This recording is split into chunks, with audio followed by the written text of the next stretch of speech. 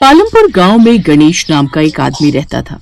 उसके परिवार में उसकी पत्नी माधुरी, 7 साल का बेटा मोनू और 6 साल की बेटी पिंकी रहती थी। गणेश एक किसान था जो अपने खेत में मटर की खेती करता था, जिसे बेचकर ही वो अपने परिवार का पेट पालता था। भले ही उसकी कमाई कुछ ज्यादा नहीं थी, लेकिन फिर भी वो गरीबी में भी खुश रहने वाला परिवार था। ऐसे ही एक रोज, बाबा मेरे स्कूल का बस्ता फट रहा है। माँ ने सिला भी था लेकिन वो फिर से फट गया। भैया का पुराना बस्ता था ना, वो शायद इसलिए। बाबा आप मुझे नया बैग दिला दो ना, स्कूल में सब बच्चे मेरा मजाक उड़ाते हैं। हमारी बिटिया को नया बस्ता चाहिए। ठीक है, इस बार की फसल से जो भी कमाई होगी ना, तो मैं तेरे लिए नया बस्ता ले आऊंगा। तो बस अपनी पढ़ाई लिखाई अच्छे से करना, अच्छा, और खूब नाम रोशन करना अपने बाबा का। अच्छा बाबा, उसे नया बस्ता, और मैं कब से नया बैट मांग रहा हूँ, उसका क्या? चुप कर नालायक, है वो पढ़ाई की चीज मांग रही है और तू बेफालतू के पैसे खर्च करवाना चाहता है। तुझसे छोटी है लेकिन अक्ल तुझसे ज्यादा है उसमें। हाँ अच्छी बस भी कीजिए, इनका तो यही चलता रहता है। आप इन्हें जल्दी से स्कूल छोड़ाइए, नहीं तो मौसम बिगड़ रहा है, कहीं बारिश ना आ जाए। हमारे पास छाता भी नहीं है। हाँ हाँ चलो बच्चों, जल्दी चलो। माधुरी, मैं इनको छोड़कर वहीं से खेत पर चला जाऊंगा। है तुम भी घर का काम निपटा कर चली आना खेत पर। इस बार मटर की फसल अच्छी हुई है। ऊपर वाले ने चाहा तो इस बार हम नया छाता और बस्ता जरूर खरीद पाएंगे, और नया बैग भी बाबा। अरे तू नहीं सुधरेगा, चल। गणेश दोनों को स्कूल छोड़कर वहीं से काम पर निकल गया। कुछ देर बाद माधुरी भी घर का काम निपटा कर खेत पर आ गई। फिर दोनों साथ में खेत पर काम करने लगे। दोनों पति पत्नी सारा दिन इसी तरह अपने खेत पर मेहनत करते। ऐसे ही कुछ दिन बीत गए। बस माधुरी, अब अपनी मटर की खेती तैयार हो गई है। कल ही हम ये सब मटर उतार लेंगे। ठीक कहा जी, चलिए अब घर चलते हैं। दोनों पति पत्नी घर लौट रहे थे कि तभी रास्ते में उन्हें उनका मकान मालिक घनश्याम मिल गया। क्यों भाई गणेश, कहाँ मुँह छिपाता फिर रहा भाई है? भूल गया या फिर से याद दिलाऊं? इस महीने का तेरा किराया अभी बकाया है। आप मुझे कुछ दिन की मोहलत और दे दीजिए मालिक, मैं जल्द ही आपके पैसे दे दूंगा। वो तो तुझे देना ही पड़ेंगे, नहीं तो धक्के मारकर तुझे तेरे परिवार के साथ घर से निकाल फेंकूंगा। नहीं मालिक, बस कुछ दिन की मोहलत और दे दीजिए। अरे रानी तू कह रही है तो कुछ दिन की मोहलत और दी जा। ये कहकर घनश्याम वहाँ से चला गया। दरअसल माधुरी दिखने में काफी सुंदर थी, इसलिए अक्सर गांव के कुछ लोगों की नीयत उसे देखकर बिगड़ जाती थी। मेरा बस चले तो इस गंजे की टाट पर अपनी चप्पल उठाकर मार दो। बिल्कुल भी तमीज नहीं है इसे औरत से बात करने की। जाने दीजिए ना, आप तो जानते ही हैं उनकी आदत। दोनों पति पत्नी घर आ गए। ऐसी शाम बीती और खाना खाकर वो सब नीचे चटाई बिछाकर सो गए, इस उम्मीद में कि कल से उनके दुख दूर हो जाएंगे। लेकिन किस्मत को तो कुछ और ही मंजूर था। अचानक से आधी रात को मौसम ने करवट ली और बादलों की तेज गड़गड़ाहट के साथ गांव में तेज बारिश और ओले पड़ने शुरू हो गए, और उस बारिश से उनकी मटर की सारी फसल खराब हो गई। बारिश थमने के साथ ही अगली सुबह वो खेतों पर भागकर गए तो सब कुछ बर्बाद हो चुका था। गणेश अपने मटर की हालत देखकर खेत में ही फूट फूट कर रोने लगा। ए भगवान, अब हम बर्बाद हो गए। तो हम गरीबों की जिंदगी जीते जी क्यों नरक बना देता है भगवान। अब मैं अपने बच्चों की ख्वाहिशें कैसे पूरी करूंगा। माधुरी काफी हिम्मत वाली थी। उसने गणेश को हौसला दिया और उसे अपने साथ घर ले आई। देखिए, कुदरत के आगे कहाँ किसी की चली है। अब जो नसीब में लिखा था वो तो होना ही था। अब आप हिम्मत रखिए, ऊपर वाले की मर्जी से ये सब हुआ है तो उसने जरूर हमारे लिए कुछ न कुछ अच्छा ही सोचा होगा। अपनी फसल खराब होने से गणेश पूरी तरह से टूट चुका था। हफ्ते भर बाद घनश्याम अपने कुछ गुंडों के साथ उनके घर पहुंच गया। अब तो तू बर्बाद हो गया, तेरे तो खुद ही खाने के लाले पड़े हैं, और तू मेरा किराया क्या ही देगा। इसीलिए अभी के अभी तुम सब निकलो यहाँ से। मालिक ऐसा ना करो, पहले ही हम काफी दुख में हैं, ऊपर से बाहर बारिश भी है। ऐसे में मैं अपने बीवी बच्चों के साथ कहाँ जाऊंगा। तू अपने पिल्लों को लेकर जा मर्जी जा, लेकिन हाँ रानी, अगर तू चाहे तो तू मेरे साथ रह सकती है। कसम से तुझे हमेशा गोज रखूंगा। अगर अगली बार तेरे मुंह से ये बात सुनी ना तो चप्पल से ऐसी कुटाई करूंगी कि जो थोड़े बहुत बाल है वो भी नहीं बचेंगे। और तू क्या निकालेगा, हम ही जा रहे हैं घर छोड़कर। मम्मी मैं तो कहता हूँ ये मिर्च का डब्बा इसकी आंखों में उड़ेल दो, बुड्ढा खुसट कहीं का। तेरी तो खबरदार, जो मेरे बच्चों को हाथ भी लगाया, नहीं तो दोनों हाथ उखाड़कर ऐसे फेंकूंगी कि एक कश्मीर में जाकर गिरेगा और दूसरा सीधा कन्याकुमारी में। माधुरी अपने पति और बच्चों के साथ वहां से चली जाती है। कुछ देर बाद तेज हवा चलने लगती है, जिसके बाद बरसात शुरू हो जाती है। बारिश में भीगते हुए वो जंगल की तरफ चल पड़ते हैं, जहाँ एक गुफा उन्हें दिखाई देती है और वो उसी में रहने लगते हैं। बाहर जोरों की बारिश और पेट में भूख, जैसे तैसे वो वहीं पर सो जाते हैं। अगली सुबह बारिश थम जाती है। माँ, भूख लगी है, कुछ खाने को दो ना। मैं अपने साथ थोड़ा आटा लाई थी जो घर में बचा हुआ था, इन्हीं की रोटी बनाकर मैं बच्चों को खिला देती हूँ। ठीक है माधुरी, मैं भी कुछ काम ढूंढ कर आता हूँ। शाम को गणेश खाली हाथ लौटता है। कहीं काम नहीं मिला माधुरी, मेरी तो कुछ समझ में नहीं आ रहा है कि बच्चों को क्या खिलाऊंगा। हम दोनों तो भूखे रह भी लेंगे, लेकिन ये दोनों नन्ही सी जान कैसे भूख बर्दाश्त कर पाएंगे। तभी माधुरी अपने गले में पड़ी चांदी की चेन निकाल कर गणेश को देती है। इसे देकर थोड़ा आटा ले आइए। लेकिन माधुरी, ये तो तुम्हारी माँ की आखिरी निशानी थी ना। हाँ, लेकिन आज एक माँ को अपने बच्चों की खातिर इसे बेचना पड़ रहा है। अब ज्यादा मत सोचिए और जाइए। गणेश दुकान जाकर आटा और सामान ले आता है और माधुरी अपने खेत में जाती है, जहाँ कुछ मटर की फसल टूट कर पड़ी हुई थी। उन मटर को वो अपने साथ ले आती है, जिसके बाद वो उन दानों को तेल में तल लेती है। फिर मसाला बनाकर उन तले हुए मटर को उसमें डाल लेती है और कुछ ही देर में तले हुए मटर की सब्जी बनकर तैयार हो जाती है। फिर सबको खाने को परोसती है। जैसे ही वो सभी पहला निवाला मुंह में डालते हैं तो एक दूसरे की शक्ल देखने लगते हैं। क्या हुआ, सब्जी अच्छी नहीं बनी क्या? मम्मी, अच्छी नहीं, बहुत अच्छी बनी है। सच में माधुरी, इतनी अच्छी सब्जी हमने आज तक नहीं खाई। हमने क्या, किसी ने भी नहीं खाई होगी। तुमने ये कहाँ से सीखी? सच कहूँ तो सीखी नहीं, कल अपने खेत पर गई थी, वहीं से बचे कुचे मटर उठा लाई और धूप में सुखाकर उन्हें तलकर बना डाला। लेकिन ये सचमुच में कमाल के बने हैं। अगर तुम इसी का ठेला लगाकर बेचो तो तुम खूब पैसे कमाओगी। सच तो सोचना क्या, आज से ही बल्कि अभी से ही शुरू करते हैं। सब्जी अभी भी काफी बची है, मैं साथ में थोड़ी पूड़ी लगा देती हूँ। आप पतीले में ये सब्जी, डब्बे में पूड़ी और मैं थोड़े पत्ते की प्लेट और कटोरी बना देती हूँ, आप उन्हीं में देते जाइएगा। अब एक काम करते हैं, दोनों साथ में चलते हैं। तैयारी करने के बाद दोनों बाजार चले गए। तली हुई मटर की सब्जी और पूरी खा लो। है? तली हुई मटर की सब्जी? भाई ये तो पहली बार सुना। भैया कितने की प्लेट दी भाई साहब? जी सिर्फ 30 रुपए। अच्छा लगा दो फिर। माधुरी जल्दी से उसे एक प्लेट लगा कर देती है और सच में माधुरी की तली हुई मटर की सब्जी कमाल कर गई। लोगों को वो पसंद आई और अब और प्लेट की डिमांड आने लगी। क्या कमाल की सब्जी है भाई साहब। कल मैं मंदिर के बाहर भंडारा करवा रहा हूँ और मैं चाहता हूँ कि आप पूरी के साथ ऐसी ही तली हुई मटर की सब्जी पूरी के साथ बनाओ। एडवांस के तौर पर ये रहे ये 30,000। पहले ही दिन उन्हें बड़ा ऑर्डर मिल गया। दोनों बड़े खुश हुए। अगले दिन माधुरी ने भंडारे के लिए वैसी ही सब्जी पूरी के साथ तैयार कर दी। भंडारे में भी सबको उनके बनाए हुए तली मटर की सब्जी और पूरी पसंद आई। अब उन्होंने खुद का ठेला खरीद कर उसमें बनाकर बेचने लगे। अब इसी तरह और भी कई ऑर्डर उनके पास आने लगे और उन्होंने खूब पैसे कमाने शुरू कर दिए। साथ ही गणेश ने अपने खेत पर ही फिर से मटर उगाने शुरू कर दिए और उन्हीं मटर को तलकर वो उसकी सब्जी बनाने लगे, जिससे उन्हें खूब मुनाफा होने लगा।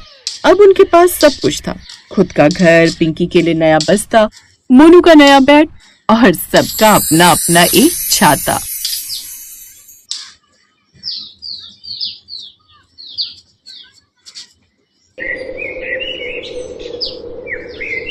मोहन अपने आलू के ठेले को लेकर बाजार गया होता है।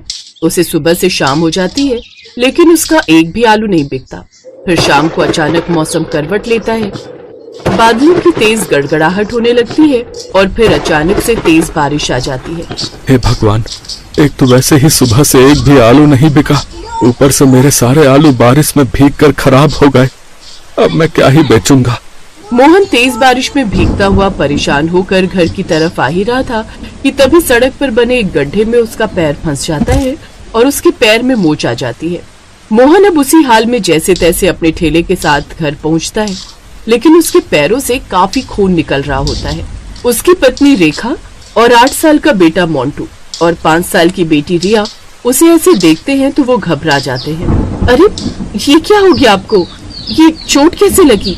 बस यूं समझ लो रेखा, जब जिंदगी खराब चल रही हो ना तो कुछ भी अच्छा नहीं होता। ये भी उसी का ही एक नतीजा है। कोई बात नहीं, आप कपड़े बदल लीजिए, फिर मैं दवा कर आपकी पट्टी कर देती हूँ। अब मोहन बेड रेस्ट पर ही रहता है। पहले तो जैसे तैसे घर का खर्चा चल जाता था, लेकिन धीरे धीरे बचत खत्म होने लगी और अब नौबत यहाँ तक आ गई कि घर में राशन भी नहीं रहा। उन्होंने सुबह से कुछ नहीं खाया था। दोनों बच्चे भी उदास बैठे थे। उनको उदास देख रेखा ने उनसे पूछा, क्या हुआ बच्चों, तुम्हारा चेहरा क्यों लटका हुआ है? माँ, बाबा बाहर काम पर नहीं जा सकते और घर में खाने के लिए भी कुछ नहीं है, लेकिन मैं क्या करूँ अपनी इस भूख का, ये है कि बार बार लगी जाती है। लेकिन कोई बात नहीं माँ, आप उदास मत हो, हम पानी पीकर ही गुजारा कर लेंगे। ये सुनकर रेखा की आंखों में आंसू आ जाते हैं। फिर वो हर जगह काम मांगने जाती है, लेकिन उसे कहीं भी काम नहीं मिलता। वो उदास होकर घर लौट आती है। अपने परिवार की लाचारी देख बिस्तर पर पड़ा मोहन कहता है, मुझे माफ करना बच्चों, रेखा अपनी इस चोट के कारण मैं काम पर नहीं जा पा रहा और मेरे कारण तुम सबको भूखा ही रहना पड़ रहा है। न जाने मुझे ठीक होने में कितने दिन लगेंगे, लेकिन मुझे तो डर है कहीं घर में रखे ये सारे आलू खराब न हो जाएं। अपने पति की बात सुनकर रेखा को एक विचार आता है, अगर आलू बाजार में जाकर बेचूं तो भी हमारी इतनी आमदनी नहीं होगी, और अगर ये बारिश में खराब हो गए तो हमारा काफी नुकसान होगा। इसलिए मैं सोच रही थी, अब क्यों ना हम इस आलू के समोसे बनाकर बेचें। आप तो जानते ही हैं बच्चों को मेरे हाथ के चटपटे समोसे कितने पसंद है। आप ठीक कहती हो माँ, आपको पता है हमारे स्कूल के गेट के पास एक अंकल समोसे कचौड़ी बनाकर बेचते हैं। हमारे स्कूल के सभी टीचर्स और बच्चे उससे खरीदकर खाते हैं। एक बार रौनक ने मुझे भी दिलवाया था, लेकिन उसका स्वाद बहुत ही बेकार था। आपके चटपटे समोसे के आगे तो वो सब फेल है। हाँ माँ, अगर आप भी समोसे बनाकर बेचो ना तो आपको खूब मुनाफा होगा। बच्चे कह तो ठीक रहे हैं, तुम्हारे हाथों के चटपटे समोसे तो सचमुच बड़े ही बेहतरीन होते हैं। उन सब की बात रेखा को पसंद आ जाती है और वो अपनी चांदी की माला सुनार को बेचकर कुछ पैसे ले आती है। फिर उससे जरूरत का सामान खरीदती है। फिर अगले ही दिन उन आलू के चटपटे समोसे और साथ में खट्टी मीठी चटनी बनाकर वो बाजार में बेचने चली जाती है। चटपटे समोसे, करारे करारे समोसे ले लो, आइए आइए, और इस बारिश के मौसम में गर्मा गर्म चटपटे समोसे खट्टी मीठी चटनी के साथ खाइए। बहन जी, समोसा लगाना, और हाँ चटनी ज्यादा रखना है। वैसे कितने का है एक समोसा? समोसा नहीं भाई साहब, बल्कि चटपटा समोसा कहिए, वो भी सिर्फ 10 रुपए में एक। ठीक है, फिर 2 समोसे लगा दो। रेखा जल्दी से उसके लिए चटपटे समोसे लगाती है, जिसे खाते ही ग्राहक बहुत खुश होता है और वो उसकी खूब तारीफ करता है। वाह बहन जी, क्या स्वादिष्ट समोसे बनाए हैं। आहा, मजा ही आ गया इस बारिश के मौसम में ऐसे समोसे खाकर। ऐसा करो, 8 समोसे पैक कर दो, घर पर सबके लिए लेकर जाऊंगा, सब बहुत खुश होंगे। आहा। जी अच्छी बात है। उस ग्राहक की ये बात आसपास के लोग सुन लेते हैं और वो सब उसके ठेले पर आते हैं और उसके समोसे खरीदते हैं। पहले ही दिन उसके सारे समोसे बिक जाते हैं। ये देख रेखा बहुत खुश होती है और वो खुशी खुशी शाम को घर चली जाती है। उस रोज वो रात को बड़े दिनों बाद सबके लिए खाने में पनीर की सब्जी बनाती है। अब ये सिलसिला हर रोज चलता है। वो रोज समोसे बनाती और बाजार में ले जाकर बेचती। ऐसे ही एक रोज वो बाजार में ठेला लगाकर खड़ी होती है कि तभी मौसम करवट लेता है। उस रोज रिया भी उसके साथ ठेले पर आई हुई होती है। हे भगवान, लगता है बहुत जोरों की बारिश शुरू होने वाली है। रिया बेटी, ठेले के नीचे त्रिपाल है, जल्दी से देना मुझे। हाँ माँ, अभी देती हूँ। रेखा जैसे ही वो त्रिपाल बांधती है वैसे ही जोरों की बारिश शुरू हो जाती है। माँ, बादलों की गड़गड़ाहट से मुझे डर लग रहा है। देखो ना, बिजली भी कितनी जोरों की कड़क रही है। फिर बारिश और भी तेज और तेज होने लगती है, जिसके चलते अब त्रिपाल भी बारिश रोक नहीं पाता, जिसकी वजह से सारा पानी उनके समोसों पर आ गिरता है और सारे समोसे खराब हो जाते हैं। उस रोज उनकी बिल्कुल भी बिक्री नहीं होती, ऊपर से उनके सारे समोसे भी खराब हो गए। परेशान होकर रेखा घर आती है, लेकिन अगले दिन से वो अच्छे से अपने ठेले को सफेद पिन्नी बांध देती है और बाजार में समोसे बेचने निकल पड़ती है। हे भगवान, कल तो मेरा नुकसान हो गया, लेकिन आज मेरा कोई नुकसान ना हो। लेकिन तभी अचानक तेज आंधी तूफान आता है और एक बड़ा सा पेड़ आकर उसके ठेले पर गिर जाता है, जिससे उनका सारा ठेला टूट जाता है। हे भगवान, तूने हम गरीबों के नसीब में ना जाने कितने दुख लिखे। अब तो मेरा ठेला भी नहीं रहा, अब मैं अपने समोसे कैसे बेचूंगी। अगले कुछ दिन तक रेखा अब घर पर ही रहती है, लेकिन फिर एक रोज उसे एक आदमी की आवाज आती है जो सर पर टोकरी लाद कर गली गली जामुन बेच रहा था। ये देख रेखा को एक विचार आता है और वो सर पर टोकरी लाद कर समोसे बेचने निकल पड़ती है और ऊपर से बड़ी पिन्नी से उस टोकरी को ढक लेती है। बाहर तेज बारिश शुरू होने वाली थी, लेकिन अपने परिवार का पेट पालने के लिए रेखा सर पर टोकरी उठाए बारिश में समोसे बेचने निकल पड़ती है। मोंटू भी उसके साथ काम पर जाने की जिद करता है। वो भी अपनी माँ के साथ चल पड़ता है। बारिश में गली गली घूम घूम कर वो चटपटे समोसे बेचते हैं। टोकरी को तो उन्होंने पन्नी से ढका हुआ था, इसलिए समोसे तो खराब नहीं हुए, लेकिन बारिश में भीगने के कारण मोंटी की तबीयत खराब हो जाती है और वो छींके मारने लगता है। अरे मोंटी, तेरी तो तबीयत खराब हो रही है। ऐसा कर, बारिश के मौसम में तुम काम पर मत आया करो, बेकार में तुम्हारी तबीयत खराब हो जाएगी। फिर वो दोनों घूमते घूमते रेलवे स्टेशन के पास पहुंच जाते हैं, जहाँ काफी लोगों की भीड़ होती है।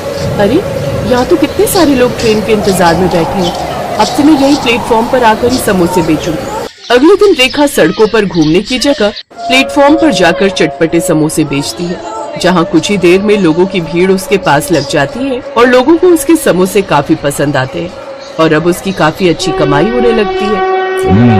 बहन जी, आपके चटपटे समोसे तो सचमुच बहुत लाजवाब है। अब मुझे 2 समोसे और चटनी और देना जरा। अब रेखा फिर से अच्छे पैसे कमाने लगी, लेकिन अब वो साथ साथ बचत भी करने लगी। लेकिन उसका काम अच्छा चलने के कारण आसपास के फेरी वालों की बिक्री कम हो गई। अब चंदू समोसे वाले से कोई भी समोसे नहीं लेता। जब से इस औरत ने अपने चटपटे समोसे बेचने शुरू किए हैं, मेरी आमदनी काफी कम हो गई है। अब तो एक ही आइडिया है, इसको अपने साथ काम में लगा लूं। मेहनत होगी सारी इसकी और कमाई करूंगा मैं। इसी विचार के साथ वो रेखा के पास ही प्रस्ताव लेकर जाता है, लेकिन वो उसे इसके लिए मना कर देती है। रेखा के इनकार करने पर चंदू अपने आदमी को नकली पुलिस वाला बनाकर उनके पास भेजता है।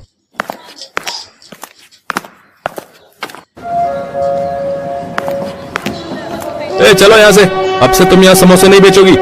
लेकिन क्यों साहब, मैं तो बराबर यहाँ ये लगाने का टैक्स भरती हूँ। लेकिन तभी वहाँ असली पुलिस वाला आ जाता है, जो कि रेखा के ठेले पर रोज समोसे खाने आता था। वो उस आदमी को नकली पुलिस वाला बनने के जुर्म में अरेस्ट कर लेता है। माफ कर दो साहब, ये सब मैंने चंदू हलवाई के कहने पर किया था। फिर पुलिस उन दोनों को गिरफ्तार कर लेती है। अब रेखा बिना किसी डर के समोसे बेचने लगती है। कुछ दिनों बाद मोहन भी पूरी तरह ठीक हो जाता है और वो भी उसकी इस काम में मदद करने लगता है। अब दोनों पति पत्नी मिलकर खूब मेहनत करते हैं और खूब पैसे कमाते हैं और अपने लिए एक बड़ा पक्का घर बनवा लेते हैं, जिसमें हर सुख सुविधा होती है।